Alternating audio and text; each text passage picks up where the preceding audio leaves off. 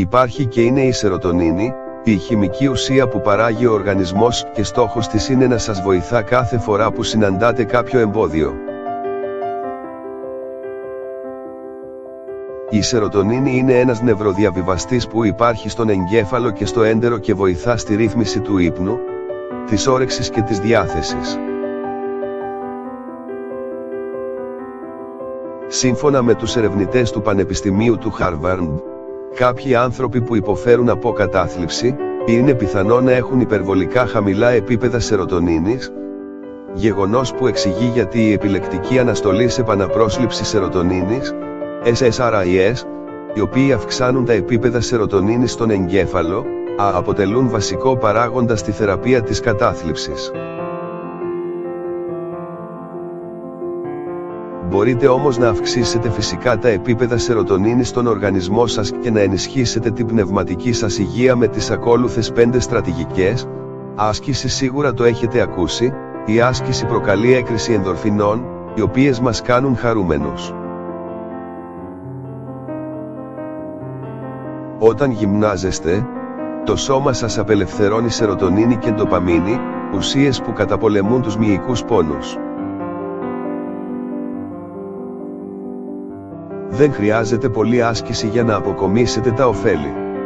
Σύμφωνα με τους ερευνητές του Πανεπιστημίου του Βερμόντ, ακούν 20 λεπτά προπόνησης για να βελτιώσετε τη διάθεσή σας έως και για 12 ώρες.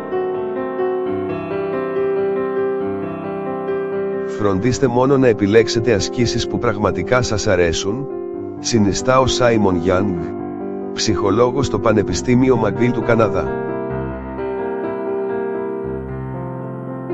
Αν μισείτε κάθε λεπτό της προπόνησης σας, πόσο μπορεί να βελτιωθεί η διάθεσή σας. Μασάζ. Οι ερευνητές της ιατρικής σχολής του Πανεπιστημίου του Μαϊάμι έκαναν μια επισκόπηση 12 μελετών σχετικά με τα ωφέλη του μασάζ και κατέληξαν στο συμπέρασμα ότι μπορεί να συμβάλλει στην αντιμετώπιση του άγχους και της κατάθλιψης επειδή επηρεάζει τη βιοχημία του σώματος. Σειρά μελετών με πάνω από 500 συμμετέχοντες, άντρες, γυναίκες και παιδιά, με κατάθλιψη ή άγχος, έδειξαν ότι η θεραπεία με μασάζ μείωσε τα επίπεδα της κορτιζόλης, της ορμόνης του στρες έως και 53% και αύξησε τα επίπεδα σερωτονίνης. Βγείτε στον ήλιο τους χειμερινούς μήνες και ειδικά Ιανουάριο και Φεβρουάριο, μην αφήνετε την ηλιοφάνεια ανεκμετάλλευτη. Η εποχική συναισθηματική διαταραχή είναι συνηθισμένη κατά τους χειμερινούς μήνες και σχετίζεται με την απουσία φυσικού φωτός. Αυστραλιανή μελέτη έδειξε ότι οι άνθρωποι έχουν υψηλότερα επίπεδα σερωτονίνης κατά τις ηλιόλουστες μέρες συγκριτικά με τις ημέρες που επικρατεί συννεφιά. Προσοχή στη διατροφή. Ορισμένες τροφές μπορούν να αυξήσουν φυσικά τα επίπεδα σερωτονίνης. Μία από τις καλύτερες τροφές είναι τα καρύδια. Αμερικανική μελέτη με 20 άτομα που έλαβαν συστάσεις να αποφεύγουν τα καρύδια και 22 που τα κατανάλωναν τακτικά, έδειξε μετά από 3 μήνες ότι όσοι έτρωγαν καρύδια είχαν αυξημένα επίπεδα σερωτονίνης, μεταξύ άλλων θετικών επιδράσεων στην υγεία τους.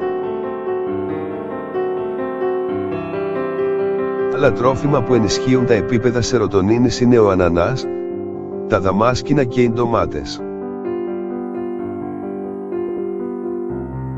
Διαλογισμός. Ο διαλογισμός και γενικά οι τεχνικές χαλάρωσης έχουν σημαντικά ωφέλη για την ψυχική υγεία.